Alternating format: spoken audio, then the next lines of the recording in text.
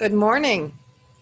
Welcome to the Mandel Library's Resume Writing Workshop. I'm Career Coach Kathy Shabotynskyj, here to help you put together a fabulous resume.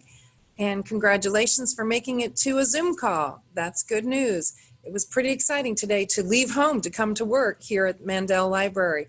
And this program is brought to you by Wells Fargo Bank through a support of the Mandel Public Library's programming, and we thank Wells Fargo for that. Now, I'm Kathy Shabotynskyj, Career Coach Kathy Shabotynskyj, and I have been career coaching for 20 years, and I have co-authored the book, How to Find a Good Job in 90 Days, the 5-Step Guide to a Successful Job Search. So I've been here at the Mandel Library as a career coach for 4 years now, helping people typically on Thursday afternoons where we are providing one-on-one counseling and career and resume help services. So we are doing that virtually right now, and you can get on the schedule by checking the Mandel Public Library's website. So let me move now on to your resume and how to put together a good resume. What I'm going to cover today is I'm going to actually show you my resume come to life, and I will also tell you as we do it what isn't supposed to be in the resume, and maybe show you a few things about saving your resume and using your resume and sharing your resume. So thank you very much for being here. And I'm going to start out right now by going to share with you my LinkedIn profile first. I think that's a good thing to start with, because you want to know you're working with somebody who is a professional, and I am a career coach and a recruiter, so the recruiting kind of gives me a little inside track on what recruiters are looking for these days as well. So if you want to know more about me, you can look me up on LinkedIn. So now we're going to go to the resume writing worksheet, where we're going to provide this after the program today. So the first thing is your contact information. You're going to provide your name, address, phone. One phone number is sufficient, but it should not be the one. It should be the one that you have the most control over, and your email address. So those are the things I'm going to do on the other screen I'm going to share with you. Let's see if I can pull that one up. And let's see, where's the blank page? Okay, so these are the instructions. I think I captured the instructions. Okay, so contact information. Where am I going to start? I'm going to start with my name. Okay, so now my given name is Kathleen, but no one knows me as Kathleen Shabotynskyj because I've been calling myself Kathy Shabotynskyj all these days. So that's what I'm going to use, the name most people know me by. And that's what I'm going to start off with. And that's a size 14 in Arial font. That's good. As far as fonts goes, there's 3 main fonts that people are using these days: Arial, Trebuchet, and Times New Roman. You can use whatever you want. Oh, Calibrate. The Calibrate one is very common too, because it's kind of concise. So you can use any font you want. It just should be readable. That's the most important part about your resume. Now, when it says your address, nowadays, no one mails you anything, so you do not need your address. What you do need is your zip code, because the search engines use your zip code to find you. When recruiters are recruiting, they're using lots of technology, and the technology that they use is to find good people for the positions that they have open when they're recruiting. So what they're looking for is people that can do the job, that are relatively close by. And that's why your zip code is important, because the search engines recruiters use allow them to provide as a zip code where their job is, and then they look within 10 or 20 miles, 30 miles, 50 miles, whatever their number is that makes sense. So that's why you need a zip code, but you don't need an address. Okay. Now, the phone number I'm going to put in is my work number and the number that I use for my business. So I thank you very much. Put that in, and it is Kathy at mycareerteam.com. Now, other people provide their LinkedIn profile, a hot link to that. I don't necessarily believe you need that. As long as I've been recruiting, I've never used that link in somebody's resume, or maybe very rarely, but I know how to find people on LinkedIn quite well enough. So I don't believe that we need to worry about putting in a LinkedIn profile. I will tell you, however, that I recommend that you make a LinkedIn profile. I was talking to some client yesterday and they didn't have a LinkedIn profile, and I find that is something that you really need to do. So I highly recommend you consider taking the upcoming LinkedIn class if you don't have a good LinkedIn profile. Okay, so now that I've done the first step, let's see, we're going to do a file, save as. Now, if you're not an organized person, you won't have all these files, but I believe in putting things where I can find them later. So I'm going to browse. Can you see this screen right now? Yes, you can see the screen. Okay, so you can see that I'm going to go to one of my directories, and actually I think I'll go to my Kathy. I have my own little Kathy directory, so I'll put that and I'll say resume 2020. Oop, not exactly 2020, huh? Okay, thanks.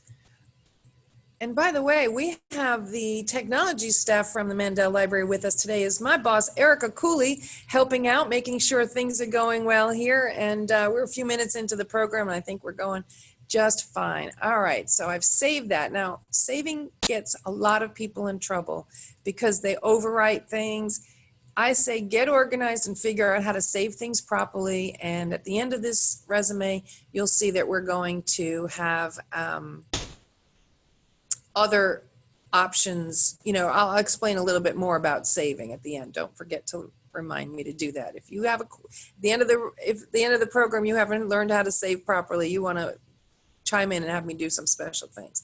Okay, so now the next step is the summary of qualifications.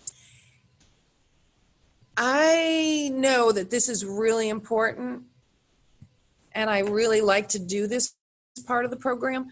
However, I am not going to do that just yet. We're going to come back to that.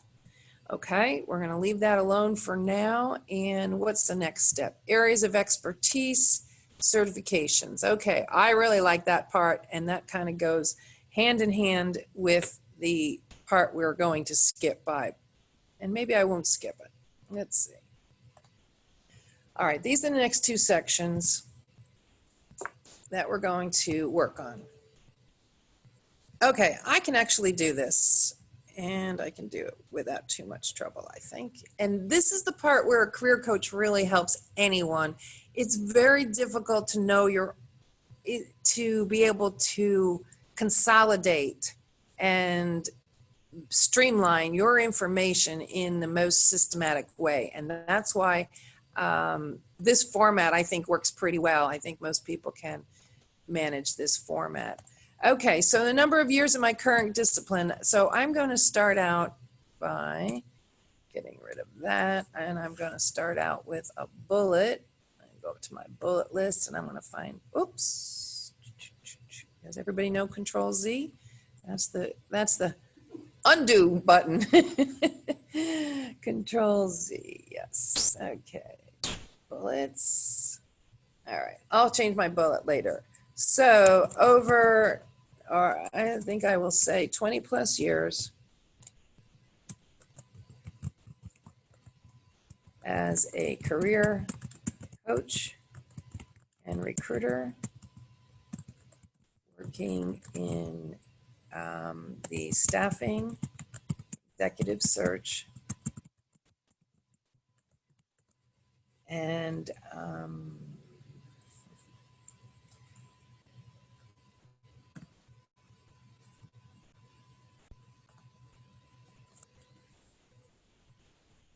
All right, see how hard it is for me even to figure this out?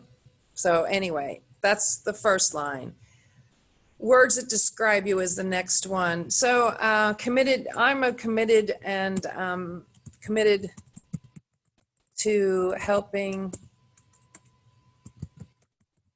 job seekers and companies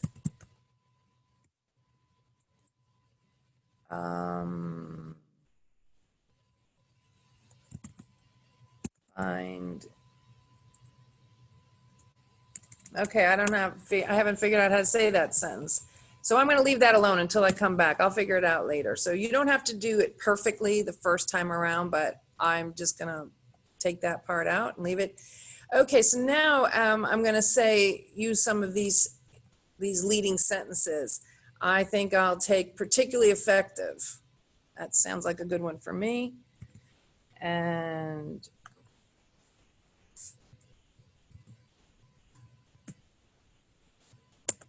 particularly effective in how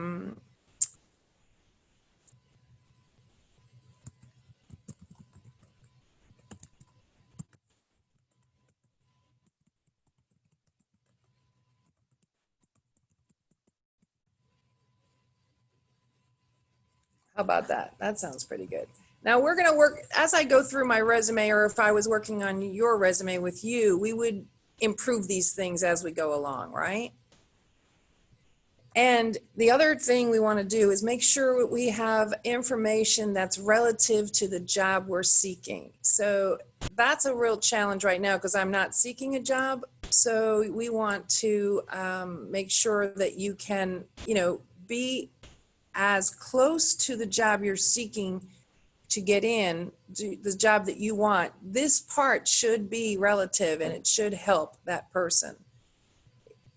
Should help the recruiters be successful in matching you to the job. So if that job perhaps is looking for someone who has a certification, and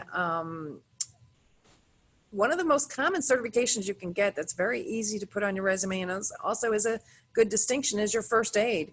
In every job, first aid is important, maybe even more now than ever. So that is what you would do on this section, is list your certifications. I'll be putting my education in, which is most of my background. Oh, I could say, right here, I could say co-author of how to find a good job in 90 days. Okay. We have now completed that particular section where we've listed just a summary. That's the important thing, is that you have a good summary of your background. It helps everybody. Now, a lot of recruiters will start at the bottom of your resume and not at the top. So it all depends who's reading your resume at this particular point. But there are definitely opportunities. Okay, we got Leonard Butler trying to get in. He's in? Okay. He was still on my screen.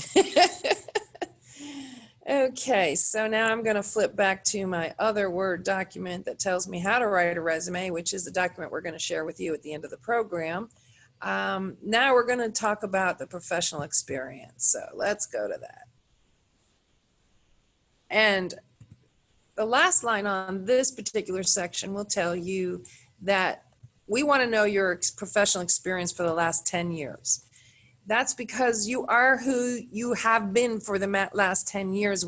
When a company looks at you, they're not looking at what you did when you first came out of college, perhaps. You've got to use your most recent experience to help you get the next job. If you have military experience, if you have earlier experience that's relative to the job, say you were a teacher for 5 years, and there is a training component in the new job, well, you'd want to mention it. And there are ways to list older experience without being very specific to get that in. So now we're going to say professional experience, and we're going to draw a line under that. Okay. So my most recent employer is myself. So my company is named Sherlock Consulting. Whoops. Guess I put my cursor in the wrong place.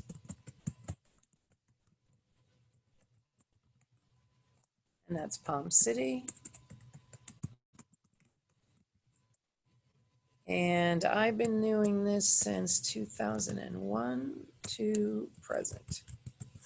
Now, I happen to like to see things easily, and I like to make a resume look good. Did I say 3001 there? Okay, must be the bright lights here. Okay, so I like to make that stand out on the far right. So I actually do a tab that is usually kind of far out to the end of the document. And I'll show you why when we get done that I think that works. It's actually so that the recruiter can do the math pretty quickly, because that's the first thing recruiters do is do the math. They try to see, how many jobs you've had in so much time. Okay, so this is the most recent employer first, and I've got the headquarters listed, and I have the dates of employment.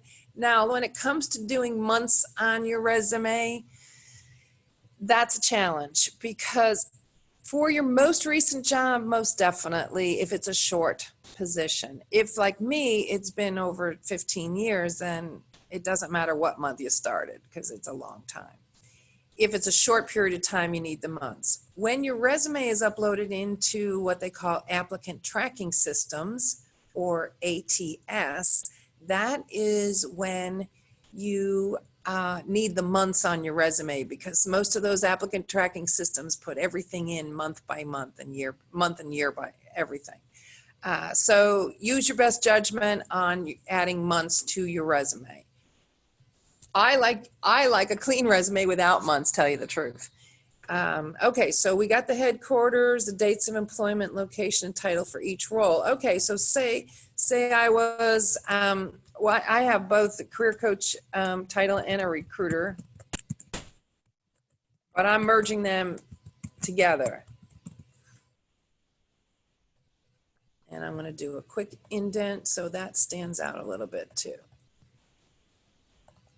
Okay, and I like to put a little special on there and make it bold and italics. Okay, and basic responsibilities. Also, here's something. In many instances, especially people who come from outside the US, we don't know anything about this company. So I like to add a little description of the company, a BOUTIQ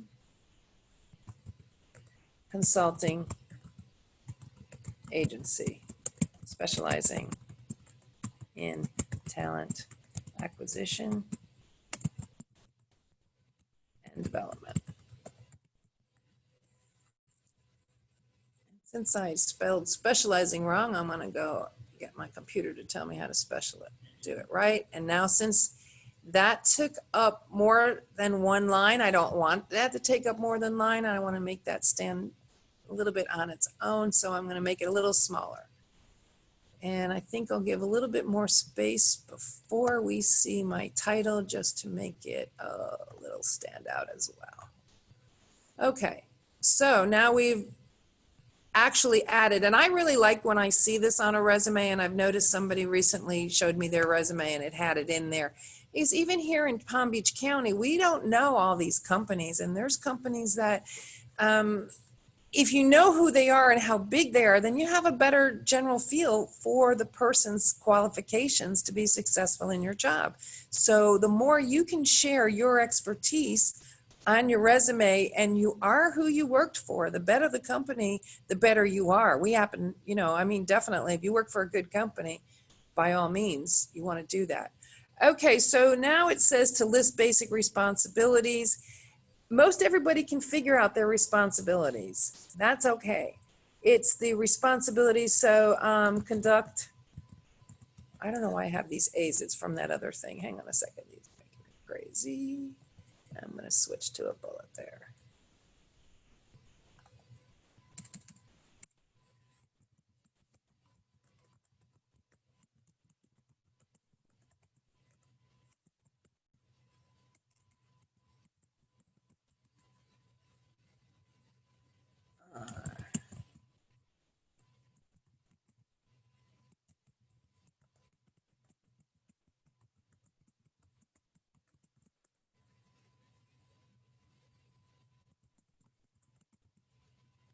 I'm being a little general about that, but recruited over 50,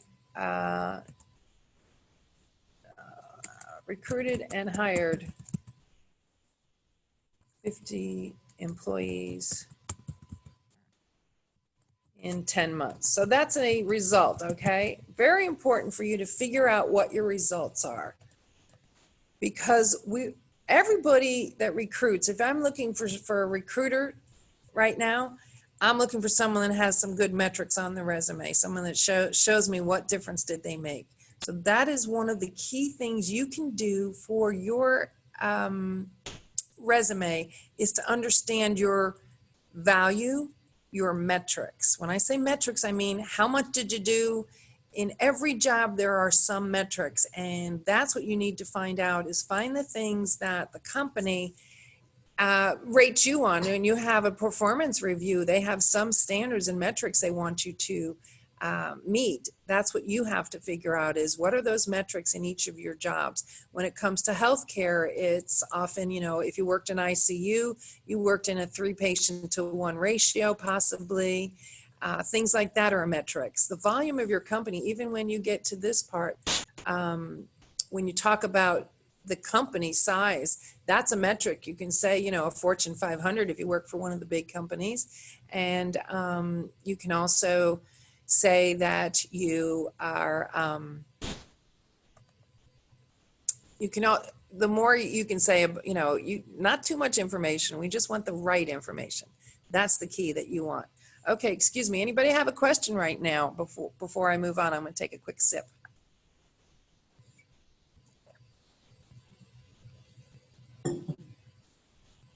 No questions? Okay, no questions. We'll move on. And hope you're enjoying this information so far.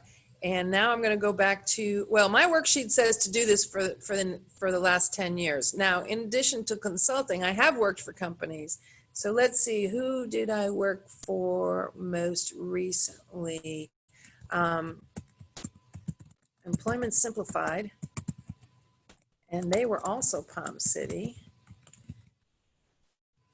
And actually, what I like to do, I'll give you a little trick. What I like to do is, since I got everything the way I liked it in that particular spot, I'm going to rewrite, I'm going to copy that and put it right here. Now I'm going to overwrite it so that I can make my job easier, because now all my spacing's where I want it to be, right? So that's what I'm going to do.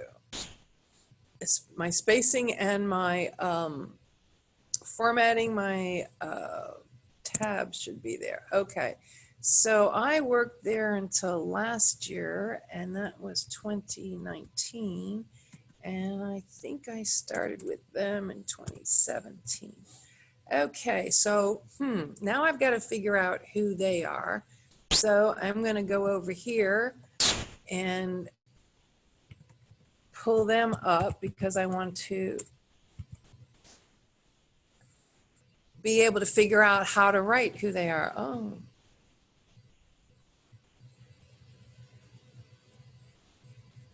Wow, Firefox doesn't want me to go forward.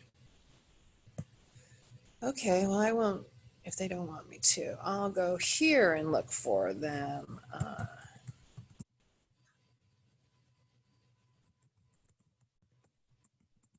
So this is how you find out information easier than making it up yourself, basically. Okay. That's weird. That's weird. They didn't show up at all. I was trying to get a website up. Do I have to stop sharing that other screen? Okay. Stand by, everybody. I'm going to try to figure out how to...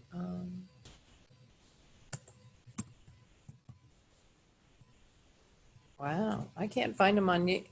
Okay, let's see if I can find this guy, what company he's saying. Stand by, everybody. I'm doing a little...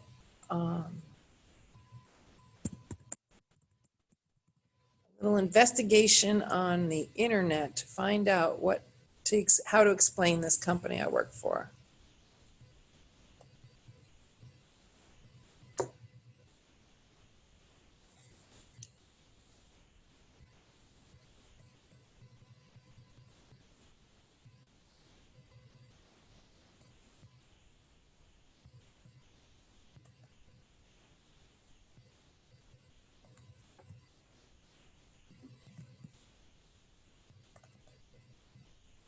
Okay, sorry, I didn't mean to take such a long break on this, but I just went to the founder of the company's website to figure out what to explain, how to explain their company. So I went and grabbed the information from LinkedIn, and now I'm going to use this button. Can you all see this button? This is one of my favorite things, the Format Painter. I use this little button to copy the formatting. So I've now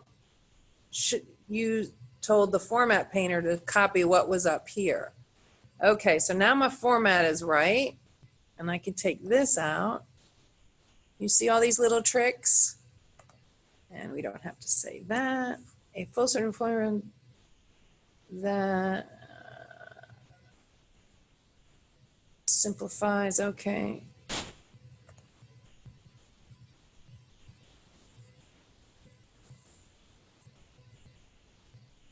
Wow, he's got a terrible description.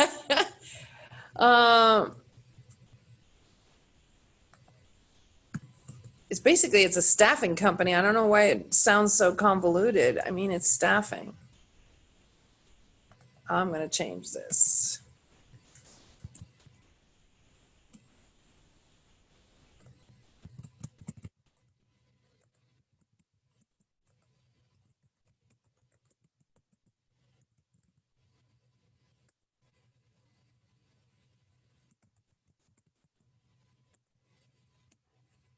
Sometimes copying those people's information off there makes your job even harder. So, staffing agency helping healthcare companies simplify the employment life cycle. I don't know if that makes any sense, but that's what it is. So when I was there, I was just a recruiter. So you see how simple it is?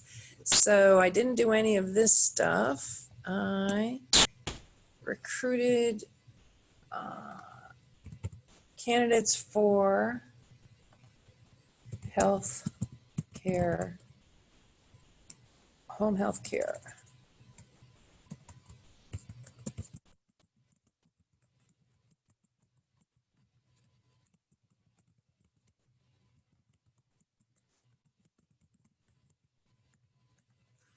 And so I kind of supported client agencies is what they were.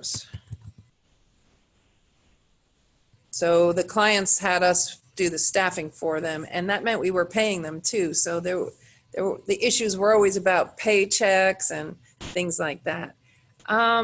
What could I say as a result of that?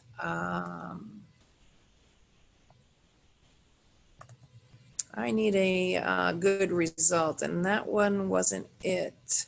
So I'm going to do this. This is, if you've ever worked with me, you know that I will use something where I need it.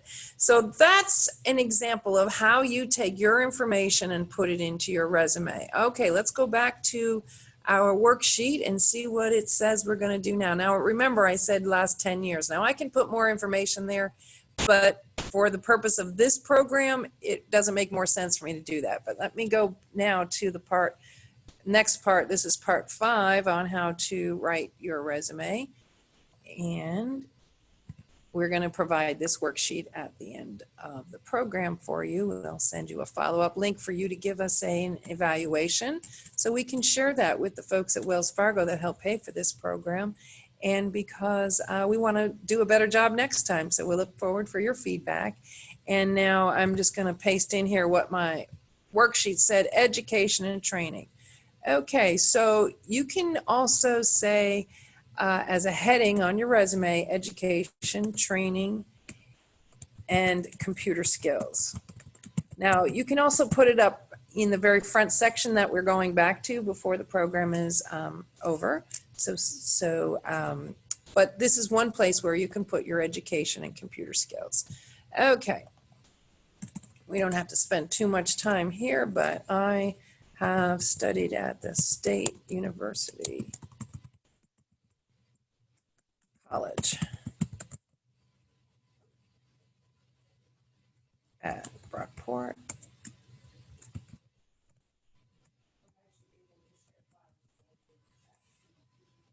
Oh, okay.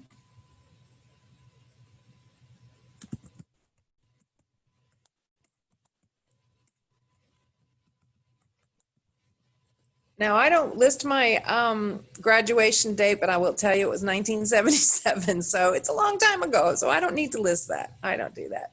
And I have a bachelor. I actually have a bachelor of professional studies. True, it was a 4-year degree, and it's in recreation. I can't spell it anymore. And leisure. So my first job out of college was in an adult psychiatric inpatient unit. So imagine all the interesting things I got to see as a young person with the keys. Yes. So there's a long story about how I got to be a career coach, but basically recreation, leisure, and coaching, don't you think? It kind of all makes sense, doesn't it? So I've turned out to be a coach after all these years since I got my degree. All right, so I just added a little space there. How are you enjoying it? Everybody happy, having a good time? Okay, degree, certification, diploma, your major, course of study, the year of graduation. Okay, that's optional, your year of graduation. I did graduate with honors.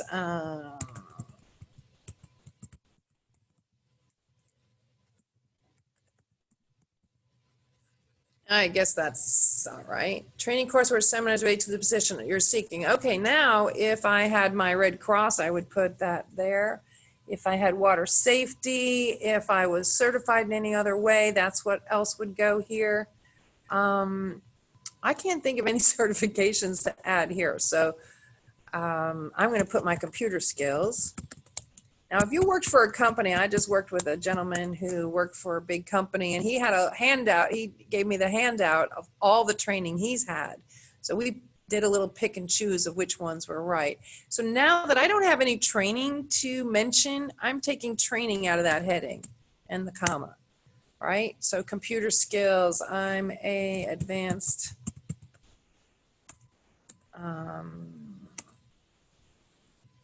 let's see, what should I say? Microsoft Office. And I will often put the titles in here again, because sometimes recruiters are only looking for people that have certain words in their resumes, and they'll put Excel as one of those words. So that's what you want to do. Word, Excel, PowerPoint. And I put Outlook. And I put Mac and PC platforms. And let's see, what else can I do? Web. I haven't used anything really much lately. I'm going to leave it at that because I don't like to say more than is necessary or to embellish. And honestly, I can't think of more computer skills, but I know I'm really good at the computer. I can tell you that. I just haven't figured out how to put that. Okay, so these are the last two sections. And how we doing on time, Erica? We're doing pretty good. Okay, good. Yeah, I've got plenty of time. Good. Okay, so these last two sections, now I'll go through each one and we'll talk about them first.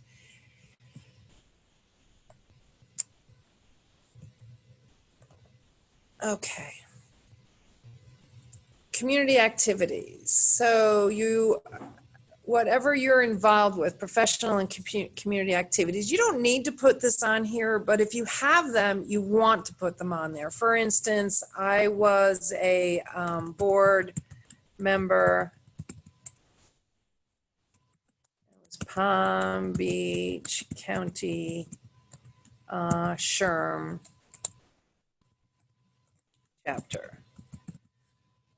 And I'll say 3 years.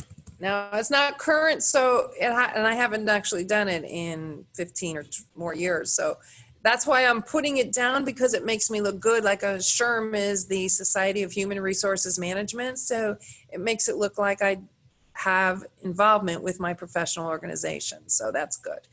Extracurricular certifications, if I was doing, now here might be something that I would put here is the Mandel Library Career and Resume Help Program.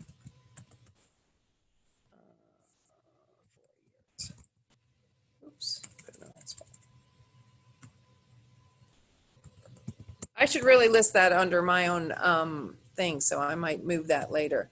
But that's just to give you an idea of what you can put in this particular section is professional and community activities. A lot of people work in their churches, and I do not object to people telling me about the kind of work they do in their churches. I mean, around here, we've got people running daycares in churches, running the food service in churches. We have a lot of people that do a lot of hard work in their churches, and I definitely recommend that you add that to your resume if it helps make the case that you are a solid, good person and can do good things for the organization. So only if that's true. All right, none of that needs to be bold. It seems like I might have had bold on a lot of places I really didn't need it. No, that one isn't in bold. Okay. Now, next section, I believe, is membership awards, honors. Oh, I've been honored. I was a Toastmaster, and I love Toastmasters.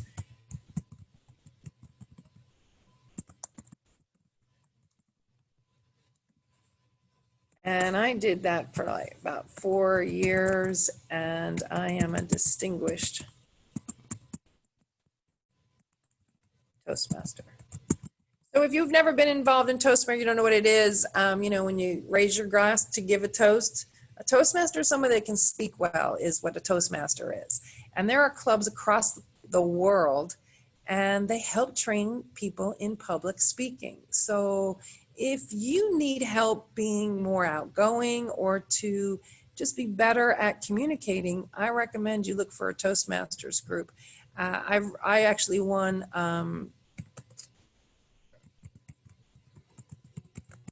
with the Vincent Foy Leadership Award.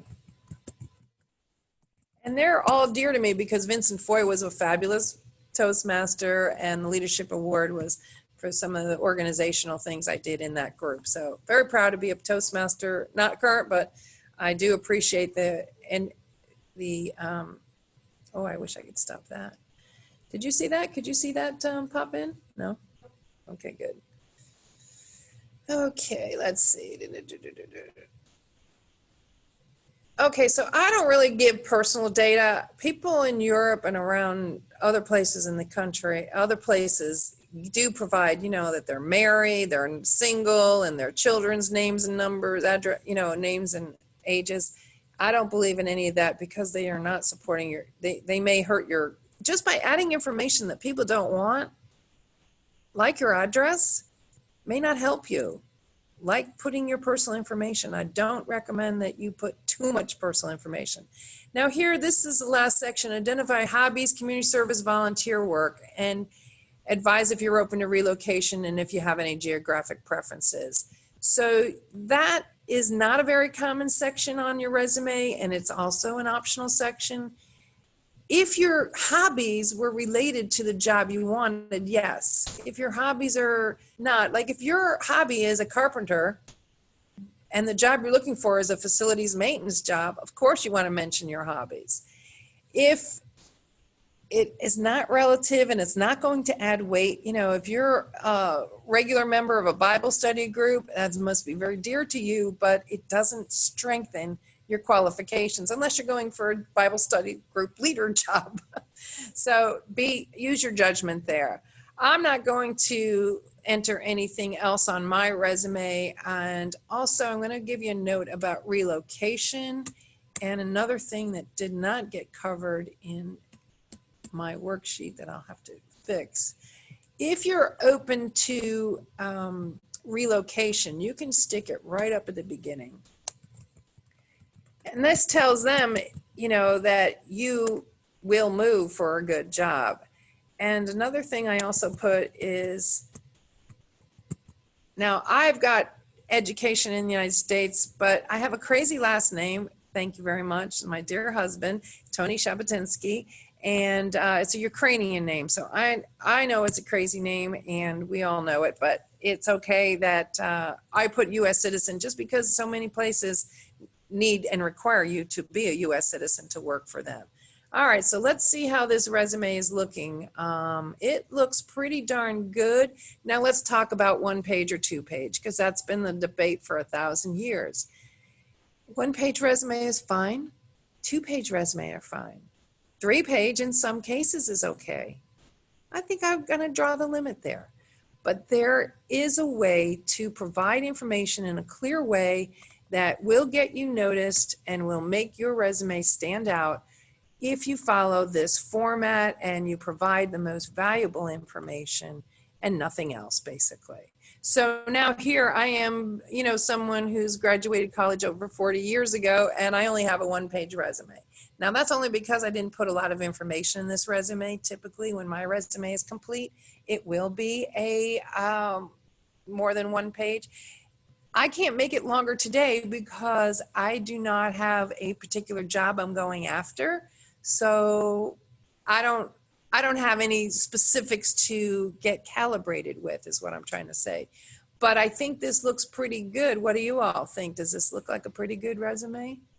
Well, let's see if we can put it on a 1 page view. Yeah, it fits very nicely. It's very clean looking. And it's, you know, would be not, you know, I mean, if your resume gets 6 seconds, the first page is very important. And I would say that this section is really where you want to spend time crafting your message. This tells someone who you are, what you do, and that's a very key place for that information. And so that is basically how to put together a good resume, is to provide the, I'm going back to the list. You're going to start with providing your information. You're going to then give a summary of your qualifications. And like I said, this is a really hard point, and I can help you with this. If you want, you can get on my schedule and we'll help you craft a good resume. And I'm career coaching most Thursdays. And there's a form on the library website to fill out and send it in, and we'll get you on the schedule. Now, I'm going to open it up for some questions and see if anybody has some other things they want me to address during the next few minutes of our workshop.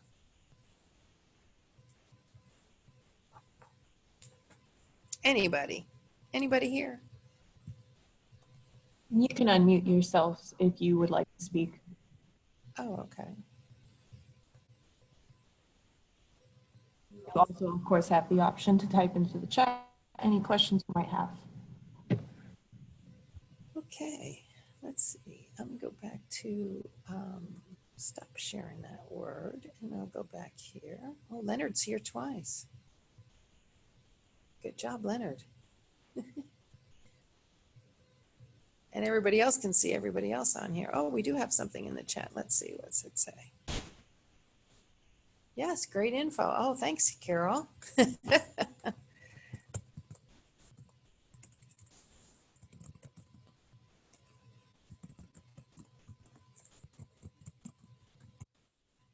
There we go. So we don't have to take up your whole hour. If you've got all the information you need and we don't have any questions, I can't believe it. I spoke even shorter than usual or shorter than expected. But, you know, your resume is a very important thing. And what I want to tell you is that it should be getting you a good job. So the things that are important are sharing your facts with people and knowing yourself well enough to know what's important to share and what's not important. So thank you very much for joining us. Let's see, we have an upcoming workshop coming on July 23rd, and that is interviewing amid COVID-19. So it's mostly talking about all the things you have to do that actually I did pretty well today preparing for a Zoom meeting. So we'll talk about that. And as I said, there is weekly coaching available. And the Mandel Library has a YouTube series on quick tips. And that is featuring William, our Square One librarian. And he's giving lots of great tips. So check that out. And stay tuned for more programs. I think August we have another Zoom meeting we're going to do on LinkedIn. One day, William is going to teach how to do a LinkedIn profile, and the next day I'm going to teach how to amp up your LinkedIn profile, I think is how we're saying it. So thank you very much for being with us today. I thank you for working with the Mandel Library, and I look forward to coaching with you real soon. Have a great day.